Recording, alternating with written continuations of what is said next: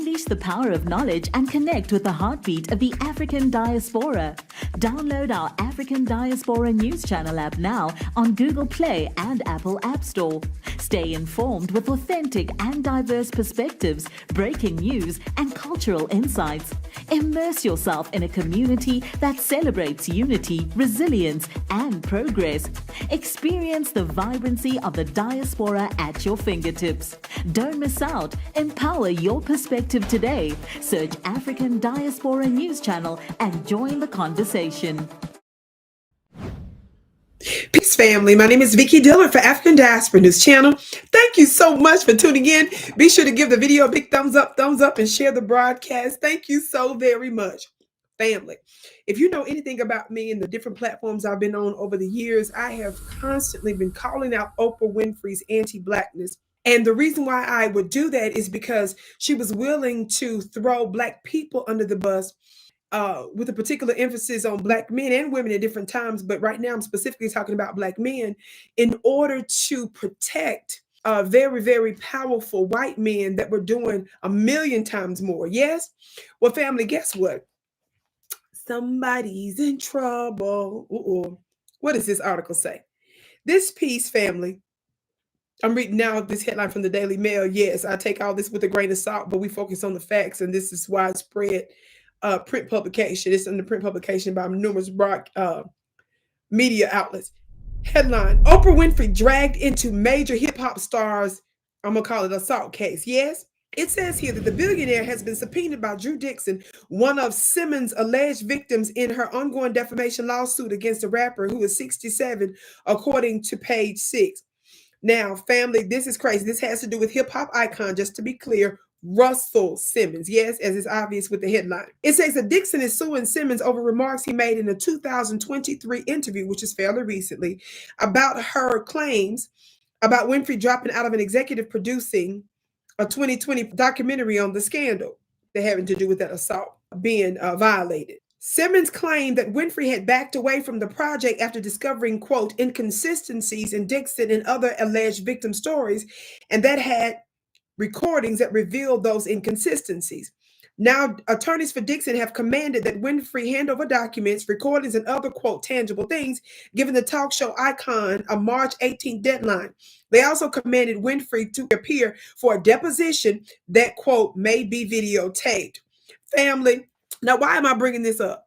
Some of the very people that so many of influencers and powerful people with large voices, and some of them have lots of income and have connections, have always made us feel that the likes of the Oprah Winfreys, the Barack Hussein Obamas, the Michelle Obamas, and other such individuals are untouchable, that they were beyond us. They were bigger than us. So when somebody like a Vicki Dillard would call out inconsistencies with her, no matter how large her platform were, they wanted me to feel that it's not working. But how many of you all know that when you're consistent over a long period of time, how many of you all know it can change the tide of a thing? Yes. One of the things that I teach my students in my monthly mastermind school on my website at vickiplanet.com, the Vicki Dillard Mystery School, I teach them that the thing that you frequent or you do often, you begin to set a frequency, spiritually speaking. So it's the same principle here, baby. If you do the right thing long enough, you can shape some stuff. Talk black to me, somebody. Where is my gavel? Yes. Watch it. I'm reading from an article from March of 2019. The headline, even this one from Fox News, says what? Oprah Winfrey receives backlash from leaving Neverland documentary. How many of y'all remember that? I've been dealing with Oprah for a long time. It says HBO has released, just to remind you and give you a little context, HBO has released a documentary called Leaving Neverland. It's where two men claim that they were violated. I'm going to use that word. They use the other word that starts with an S. Two men that claim that they were violated and abused by Michael Jackson at his Neverland ranch. There has also been backlash against Oprah Winfrey, who has essentially endorsed the documentary and interviewed the two accusers. Jackson's supporters have gone after Oprah online, calling her treasonous and even, quote, new modern mammy. How many of y'all know they talking about black folks? How many of y'all know they had to be watching the Vicki Dillard, the Vicki show and the other platforms I was on? Because that's the language, baby. We were using that language. I have a special term for those. The League of Mammies. That's a whole group of strategically placed black women in powerful positions to fuss and to discredit Black folks and keep us docile, and then to support white supremacy. Talk black to me, somebody. Now, I'm bringing that up to remind you all a little bit about just how much Oprah was getting that work and how long she's been getting that work from some of us in the Black community, especially in alternative Black media, like the broadcast that I represent. Yes, and it's having its effect. How many of you all know that she also tried to turn the tide? She also tried, y'all remember Oprah tried to turn the tide also of the past election, because she was one of the guest speakers for the DNC in Chicago. How many of y'all know they didn't work either? They brought in her, they brought in Michelle Obama, they brought in Barack Obama, they brought in all these folks, and none of that worked. Talk black to me, somebody. I said, talk black to me, somebody. Now, not only that, in addition to her, why did I bring that up? Let me backtrack a little bit.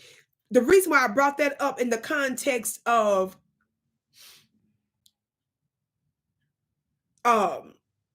Michael Jackson is because she knew that those accusers didn't have a leg to stand on. She knew that Michael Jackson, the federal government, when they was investigating Michael Jackson for years, how many of y'all know they came up with absolutely nothing in all those investigations? And how many of y'all know that your open enemy knows how to find the nothingness to try to get trumped up charges on the nothingness, and from the nothingness they could get nothing on Michael Jackson? I know I said a mouthful right there. The state folks did some trumped up charges. You have to, I did a whole in-depth back-to-back series on that when I was on a different network. Some of that stuff is available. Some of that stuff is not available because the network ended up removing, some of the stuff from years ago. But I did back-to-back series on that in-depth to show some of the malfeasance that was going on, and how even this man named Geffen out of California was very powerful in media and in the music industry. And he was also powerful with presidents of the United States and so forth. And so he befriended Michael Jackson, became a very close friend of Michael Jackson. And then it's a long story short, but he tried to do some shady stuff, come on to Michael Jackson stuff. Michael Jackson rebuffed his coming on to him. And the man ended up doing some shady stuff according to some allegations that are out there. Yes. And I think it was a book that's called Michael and Me, or something similar to that. There is a testimony that's put in that book about how Michael Jackson relayed that very sentiment. That's where I'm getting that from, to this particular person to explain why David Geffen, that's his name, ended up going behind the scenes allegedly to work against Michael Jackson. There was a whole lot of other trumped up charges. There was a whole lot of other stuff that was going on. There was some industry folk that, how many of y'all know them folks that control and exploit Black folks' geniuses and make money off of us? There was a whole lot of stuff that was going on as it relates to that. But even with that and the trumped up charges with the state case, how many of you all know Michael Jackson came out acquitted, not guilty on all charges? But Oprah gave the time of day to these very suspect individuals. So yes, we gave her that work. But not only that, how many of you all remember Oprah Winfrey came out because against Bill Cosby, throwing shade at Bill Cosby? How many of you all she came out after we gave Gayle King that everlasting work? Because after Kobe Bryant passed, I immediately did a broadcast on it, because Gayle King went to talk to Kobe Bryant's, one of his good close friends. How many of y'all know Kobe Bryant? I don't even think, if I remember correctly, that they had even buried him yet, or there wasn't even a memorial yet or something. She was already interviewing his best friend and tried to slander this man's name with the case against him that didn't even come to nothing. So we gave her that work. Gayle King took off work. Oprah came out to try to protect her. She tried to dog Bill Cosby that didn't have nothing to do with that. She inserted his name in that. Oprah got upset because she said other folks weren't rallying around Gayle strong enough. She went on other networks, and Oprah is retired, right, from that.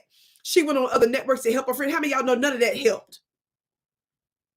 She has a long history of attacking Black folks. She disrespected Ayanna Van Zandt at one time too. On and on and on. So some of us are just saying, baby, this is just karma. This is just karma. You thought you was above the law. Why are we saying this? Because how many of you all know she protected the Weinsteins of the world?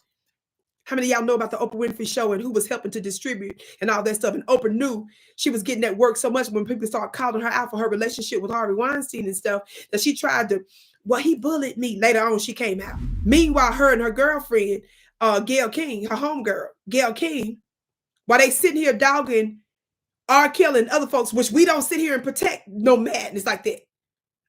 I'm simply saying while they're sitting there dogging the black men, they're sitting there protecting the Charlie Roses. How many of y'all know they consider Charlie Rose, a Caucasian journalist, legendary?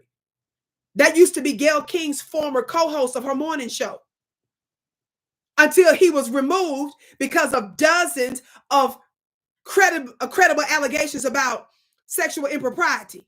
Talk black to me, somebody. Gayle came out and said she gonna stick by her buddy. And Oprah appeared to give a big smile to it. Somebody say karma. I can't wait to see what you have to say about it below, beloved. But now we're going to keep, I'm certainly going to keep an eye on this, and I'll be keeping you all updated if there's any important breaking news as it relates to that. Yes, beloved, I don't want you to miss my upcoming special webinar about RFK. He has been exposed big time. I have been on top of this even before some other folks were. I actually had the privilege of meeting him face to face when he was the presidential candidate last summer. Yes, I talked to him face to face, and he ran for me, baby. You don't want to miss what I have to break down. He's done a complete 180, some say a complete 360, and betrayed his supporters. I can't even talk about it online. Go to my website to get your seat, VickiPlanet.com. All the details are there.